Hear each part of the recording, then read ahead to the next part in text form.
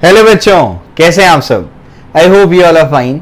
बच्चों, आज हम लोग पढ़ने जा रहे हैं Coulomb's law in vector form. आपको मैंने कूलम्स लॉ इन वैक्यूम पढ़ा दिया, इन अ मीडियम पढ़ा दिया। अब मैं आपको पढ़ाने जा रहा हूं Coulomb's law in vector form. Vector form में इसको कैसे लिखा जाता है।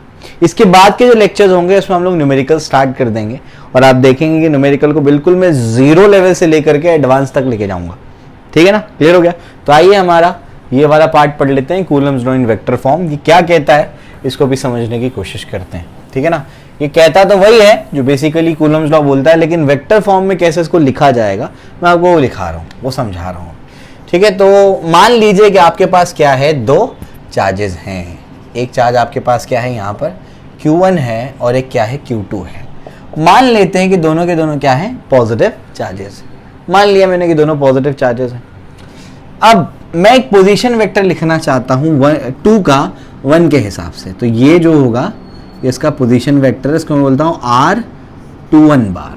समझ में आ गया, position vector of 2 with respect to 1। समझ में आ गया, फ्रॉम 1। ठीक है, और दोनों के दोनों पॉजिटिव चार्जेस है बच्चों, तो ये इसको क्या करेगा, डेफिनेटली रिपल करेगा। लेकिन ये जो फोर्स होगा इसका एक स्पेशल नाम देना पड़ेगा।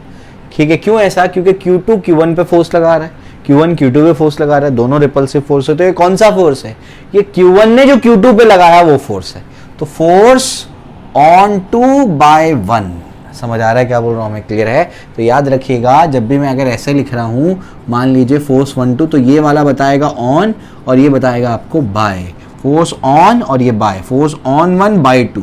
और F21 बार लिख दिया तो फोर्स ऑन 2 बाय 1। समझ आया, क्लियर है। तो फोर्स ऑन 2 बाय 1 समझ में आ गया। तो ऑन और बाय से याद रखने में आसानी होती है। ठीक है, तो इसको सीधा बनाते हैं थोड़ा। तो ये इसको क्या कर रहा है, ऐसे रिपल कर रहा है। तो फोर्स ऑन 2 बाय 1 है। समझ आया, क्लियर है। अब कितना फोर्स लगाता है एक चार्ज दूसरे चार्ज पे, तो कूलम्स लॉ अपने को यही तो बताता है। F21 bar is equals to K Q1 Q2 divided by, दोनों के बीच का डिस्टेंस क्या है, R21 बार। यहाँ पर मैं लिख देता हूँ कौन सी चीज़ क्या है, तो आपको समझने में आसानी होगी। F21 क्या है, F21 है फोर्स ऑन 2 बाय 1। R21 बार क्या है, ये है पोजीशन वेक्टर ऑफ 2 फ्रॉम 1। समझ आ रहा है क्या बोल रहा हूँ मैं, 2 का पोजीशन वेक्टर फ्रॉम 1। समझ आ रहा है, क्लियर हो गया। तो K Q1 Q2 divide by R square, दोनों के बीच में डिस्टेंस कितना है बच्चों, दोनों के बीच में डिस्टेंस है R21 बार, उसके मैग्नीट्यूड का स्क्वायर। समझ में आ गया, क्लियर है। अभी कहानी खत्म नहीं हुई है। आप बोलेंगे सर ये तो पहले ही है ना, ये तो पहले हमने सीखा था। हाँ वही कह रहा हूं, अभी कहानी खत्म नहीं हुई है, क्योंकि हम इसको वेक्टर फॉर्म में लिख रहे हैं बच्चों, तो हमको डायरेक्शन भी जोड़ना पड़ेगा। समझ आ गया। F21 बार का डायरेक्शन वही है जो R21 बार का डायरेक्शन है। और डायरेक्शन बताने के लिए हमारे पास एक स्पेशल वेक्टर होता है फिजिक्स में, जिसको हम लोग क्या कहते हैं, जिसको हम लोग कहते हैं यूनिट वेक्टर। क्या बोलते हैं, यूनिट वेक्टर। तो F21 बार का डायरेक्शन क्या है, यही वाला है R21 बार का डायरेक्शन। तो R21 कैप लिख देते हैं इसको। समझ आ गया। तो आज से याद रखना, हमारे पास यूनिट वेक्टर क्या होता है, एक ऐसा वेक्टर होता है जो पर्टिकुलर किसी वेक्टर का डायरेक्शन बताता है। समझ में आ गया। तो ये फोर्स कौन से डायरेक्शन में, R21 बार के डायरेक्शन में, इस वजह से R21 कैप लगा दिया मैंने, R21 बार का यूनिट वेक्टर। बात समझ में आ रही, क्लियर है। अब ये हुआ, यहां पर ये एक फॉर्म है, ये तो आपको याद रखना ही है।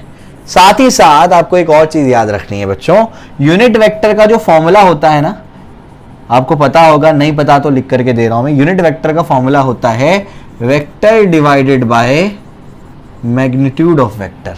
क्या कह रहा हूं मैं आपसे, यूनिट वेक्टर का फॉर्मूला क्या होता है, यूनिट वेक्टर का फॉर्मूला होता है vector divided by magnitude of vector. ये आपका यूनिट वेक्टर होता है।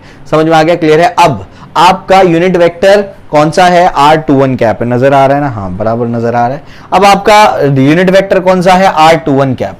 तो R21 cap is equals to कौन सा वेक्टर है, ये किस वेक्टर का यूनिट वेक्टर है, इस वेक्टर का।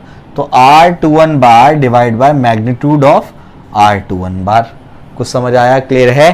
तो इस तरीके से अपन क्या करेंगे, इसको लिखेंगे। तो R21 कैप को बच्चों क्या लिख सकते हैं, therefore F21 bar is equals to क्या होगा, K Q1 Q2 divided bye R21 बार का स्क्वायर इनटू ये तुम्हारे पास क्या चीज है बताओ, वेक्टर फॉर्म में लिख रहे हो तो क्रॉस का मतलब अलग हो जाता है, तो इस वजह से वैसे लिख रहा हूं मैं। तो R21 कैप, R21 कैप क्या होगा, R21 कैप होता है आपका R21 bar divide by magnitude of R21 bar. समझ में आ गया, क्लियर है। अब ये तो स्क्वायर है, समझ में आ गया। देखो R21 बार का square into magnitude of R21 बार, मतलब क्या होगा, दोनों मल्टीप्लाई हो जाएंगे, यानी बेसिकली हो जाएगा R21 bar the whole cube. समझ में आ रहा है, क्लियर है। तो इसको मैं रब कर देता हूं अभी, फिर आगे बढ़ते हैं। देयरफॉर क्या हो जाएगा, देयरफॉर हो जाएगा, therefore F21 bar is equals to K Q1 Q2 upon, इन दोनों को मल्टीप्लाई करो, इन दोनों को मल्टीप्लाई करेंगे तो क्या होगा, R21 bar the whole cube into R21 bar. समझ आ रहा है, क्लियर है। तो ये भी जो है ना, ये भी सेम चीज है, Coulomb's law in vector form. तो यहाँ क्यूब देख के घबराना मत, वो आपको समझाया मैंने कि कहाँ से आया है, वो बात समझ में आ रही, क्लियर है। तो उसको याद रखना है आपको, और इसको मैंने कैसे डिराइव किया उसको आप लोग समझ लीजिएगा, ठीक है, क्लियर हो गया। तो इस तरीके से उसको लिखा जा सकता है, वेरी वेरी इंपॉर्टेंट फॉर्मूला। अभी बहुत सारे हम लोग को सवाल आएंगे जिसमें हम लोग को ये यूज होने वाला है। समझ आया, क्लियर हो गया। तो ये मैंने आपको समझा दिया। अब इसमें कुछ चीजें हैं जो आपको याद रखनी है। क्या आपको याद रखना है वो आपको बता देता हूं मैं, कि हियर अब देखो, इसने इस पे फोर्स लगाया F21 बार, तो ये भी तो उसको रिपल कर रहा होगा ना। किससे रिपल कर रहा होगा, F12 बार से रिपल कर रहा होगा। और शुरुआती लेक्चर में आपको बताया था, बिल्कुल स्टार्ट में फर्स्ट लेक्चर में, कि ये दोनों फोर्सेस क्या होते हैं, एक दूसरे के एक्शन रिएक्शन पैर होते हैं। मतलब अगर F21 बार मैंने लिखा तो माइनस ऑफ F12 बार आएगा, equal in magnitude but opposite in direction. समझ में आ रहा है, क्लियर है, ठीक है।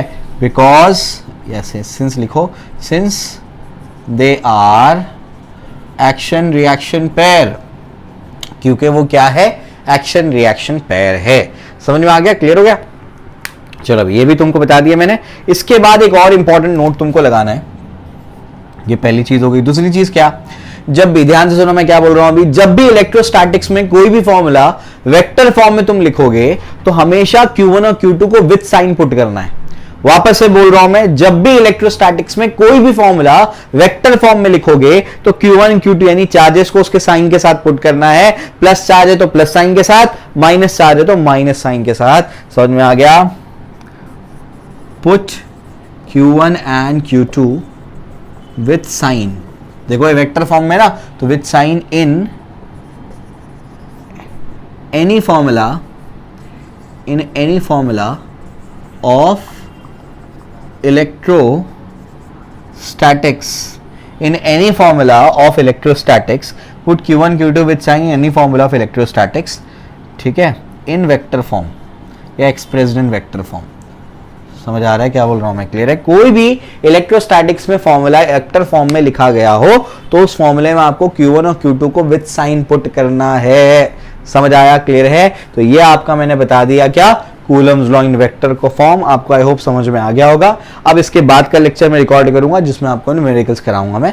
एक दो लेक्चर अब सिर्फ न्यूमेरिकली चलेगा। समझ में आ गया, जो कॉन्सेप्ट्स पढ़ाएं उसको अप्लाई करेंगे। तो हम लोग इसको बोलेंगे कॉन्सेप्ट एप्लीकेशन एक्सरसाइजेस। क्या बोलेंगे, कॉन्सेप्ट एप्लीकेशन एक्सरसाइजेस, जो कि अभी शुरू होने वाला है। आई होप आपको ये समझ में आया होगा। कुछ अगर डाउट होगा तो कॉमेंट सेक्शन में मुझे बताइएगा। Okay, thank you.